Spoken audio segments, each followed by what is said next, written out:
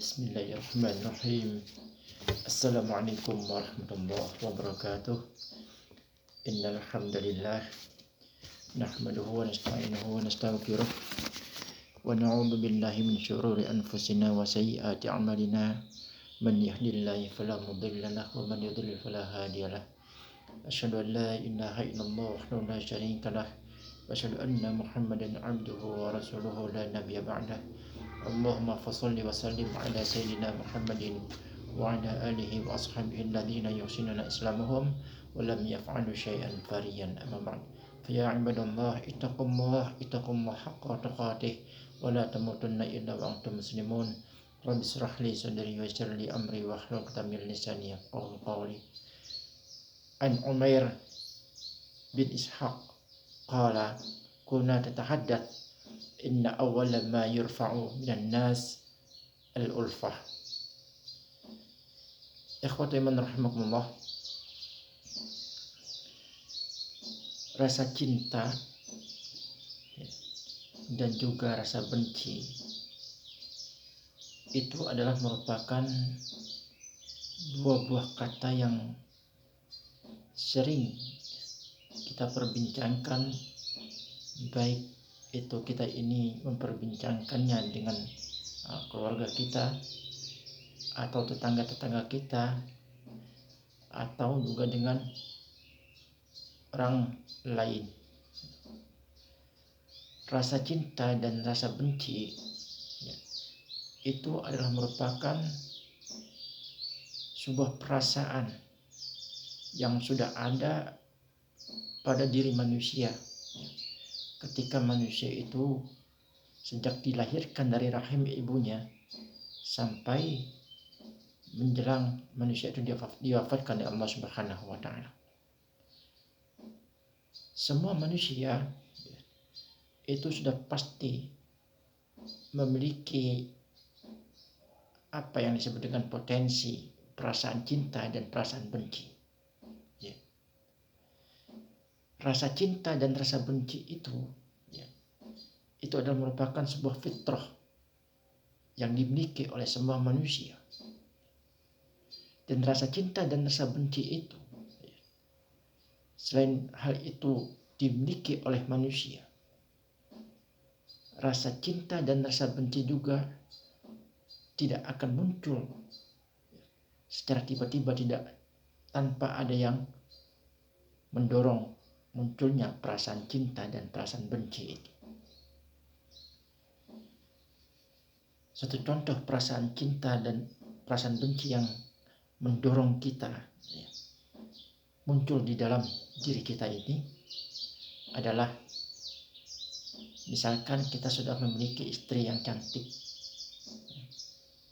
Istri yang cantik inilah yang nantinya akan mendorong kita untuk mempunyai atau memiliki perasaan cinta kepada istri kita. Dan contoh lain, kita mempunyai anak misalkan. Anak yang kita miliki ini, yang sedang lucu-lucunya ini, yang membuat adanya sebuah keinginan untuk terus bergaul dengan mereka. Tentu hal ini akan mendorong kita memunculkan di dalam diri kita perasaan cinta terhadap anak-anak kita ini. Begitu juga dengan adanya rasa benci. Benci itu juga pasti ada yang mendorongnya. Contohnya apa?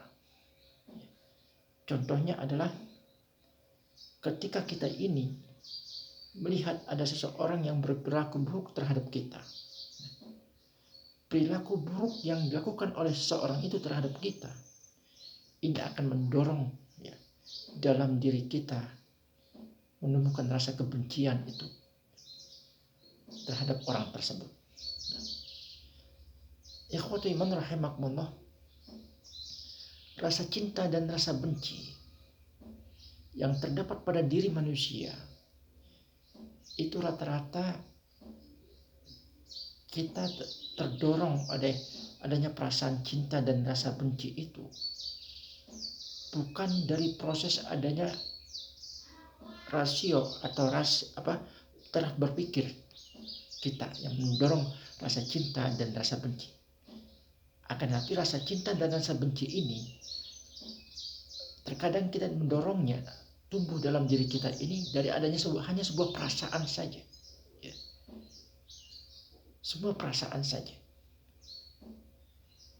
Dan kita menyangka bahwa apa yang kita cinta itu dengan didorong adanya suatu perasaan, bukan dari adanya taraf berpikir kita yang jernih. Itu kadang kita menyangka bahwa hal itu adalah baik. Padahal itu tidak baik. Dan kita membenci seseorang atau membenci perilaku seseorang atau yang lainnya. Perasaan benci yang terdapat diri kita ini terkadang itu munculnya bukan dari taraf berpikir yang jernih, akan tetapi didorong dari adanya perasaan saja yang menyelimuti diri kita. Padahal apa yang kita benci itu, yang selama ini yang benci itu adalah kita menyangkanya itu suatu hal yang buruk, padahal itu belum tentu suatu hal tersebut itu adalah buruk. Ya. Tapi hendaknya kita ini memunculkan di dalam diri kita ini perasaan cinta dan perasaan benci itu. Itu bukan didorong dari adanya sebuah perasaan, akan tapi didorong dari adanya taraf berpikir kita terhadap apa yang kita lihat. Ya. Karena kalau misalnya didorong dari adanya sebuah perasaan yang mendorong kita untuk memunculkan perasaan cinta dan perasaan benci, itu terkadang kita ini merasakan cinta itu terhadap orang itu, atau terhadap benda itu, atau terhadap sesuatu itu, belum tentulah tepat untuk ditujukan untuk merasakan perasaan cinta dan benci itu. Akan tapi harus digunakan dengan bukan perasaan tapi taraf berpikir yang akan mendorong kita menumbuhkan perasaan cinta dan perasaan benci. Ikhwati iman rahimakumullah. Hendaknya ketika kita ini sudah terdorong untuk menumbuhkan perasaan cinta dan rasa benci itu bukan lagi didorong dari adanya sebuah perasaan, akan tapi didorong adanya sebuah pemikiran yang jernih di dalam diri kita untuk mendorong kita untuk merasakan atau memunculkan perasaan cinta dan benci itu terhadap seseorang atau terhadap yang lainnya.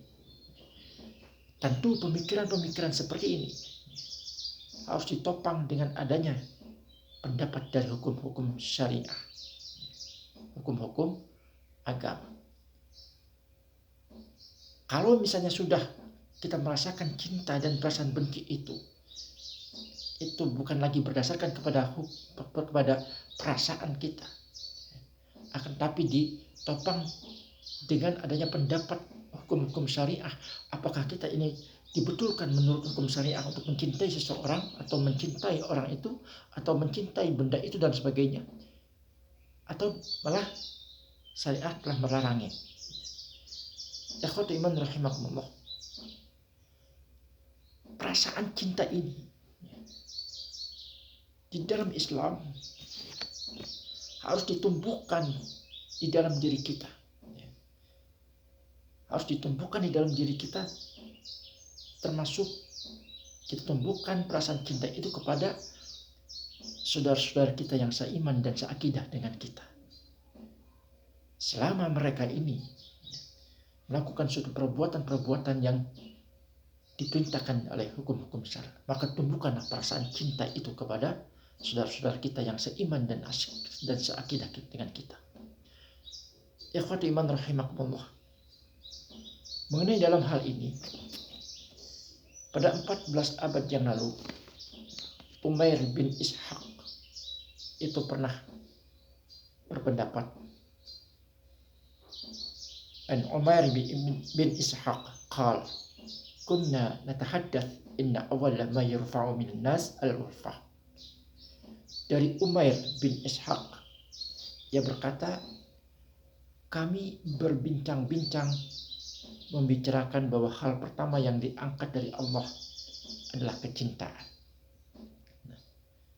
Jadi menurut Umair bin Ishaq, yang akan pertama kali diangkat oleh Allah Subhanahu wa taala di hari kiamat nanti oleh manusia. Itu mengenai kecintaan. Kalau misalnya hal yang diangkat oleh Allah Subhanahu wa taala itu adalah mengenai kecintaan, ini berarti ini adalah sesuatu yang berpotensi tumbuh pada diri manusia. Dan kebanyakan kecintaan itu diawali dari adanya sebuah rasa. Rasa yang terdapat pada diri manusia. Kita mencintai benda itu. Itu ditimbulkan dari adanya rasa. Kita mencintai orang itu ditimbulkan dari adanya sebuah rasa. Kecintaan kita terhadap seseorang dan kecintaan kita terhadap benda dan kecintaan kita terhadap yang lainnya, dalam hal ini adalah merupakan ruang lingkup kehidupan manusia. Kita mencintai orang itu, kita mencintai benda itu, kita mencintai yang lainnya. Apakah kecintaan kita ini itu hanya ditopang dari adanya suatu perasaan saja, tanpa melihat adanya koridor hukum-hukum syarak atau tidak? Rasa kecintaan kita terhadap orang itu, rasa kecintaan kita terhadap benda itu nanti pada hari kiamat kelak, ini akan diminta pertanggungjawaban oleh Allah Subhanahu wa taala. Dan ini telah disepakati atau telah diutarakan melalui pendapatnya Umair bin Ishaq dengan mengatakan, an Umair bin Ishaq qala kunna natahaddath inna awwala ma yurfa'u minan nas al-ufah. Dari Umair bin Ishaq yang berkata, kami berbincang-bincang membicarakan bahwa hal yang pertama diangkat oleh Allah Subhanahu wa taala dari manusia adalah kecintaan. Ikhwatu iman rahimakumullah. Kebanyakan di antara kita mencintai seseorang dan mencintai harta benda itu bukan, sekali lagi saya katakan, bukan berdasarkan kecintaan menurut hukum-hukum syara, akan tetapi menurut perasaan saja. Padahal kalau kita mencintai seseorang dari menurut perasaan kita, kecintaan kita terhadap seseorang atau terhadap yang lainnya, itu belum tentulah baik untuk kita. Biasanya rasa cinta kita kepada orang itu dan rasa cinta kepada benda itu dikaitkan dengan perasaan kita bahwa hal itu adalah baik. Padahal belum tentu kalau misalnya didorong dari ajaran sebuah perasaan. Akan tetapi hendaknya kita memunculkan perasaan cinta dan perasaan benci itu ditopang dari adanya ketentuan hukum syara. Nah, apakah itu dibolehkan dalam hukum syara atau tidak? Kita mau mencintai atau membenci orang itu. Kalau misalnya kita sudah mencintai seseorang dan membenci seseorang, mencintai benda itu dan membenci benda itu ditopang dari adanya hukum syarak, maka hal ini bisa dikatakan bahwa kita ini sudah bisa dikatakan kita mencintai orang itu dan membenci orang itu atas dasar perintah dari Allah Subhanahu wa taala. Nah, ikhwatu iman rahimakumullah, itu saja yang bisa saya sampaikan. Mangga untuk di like, di subscribe dan di komen serta di share komentar konten saya yang ini. Itu saja yang bisa saya sampaikan, kurang lebihnya saya mohon maaf. Saya Iman Zakaria. Kita tutup pembicaraan kita kali ini dengan membaca doa kafaratul majlis. Subhanakallahumma bihamdik asyhadu an la ilaha illa anta astaghfiruka wa atubu ilaik. Assalamualaikum warahmatullahi wabarakatuh.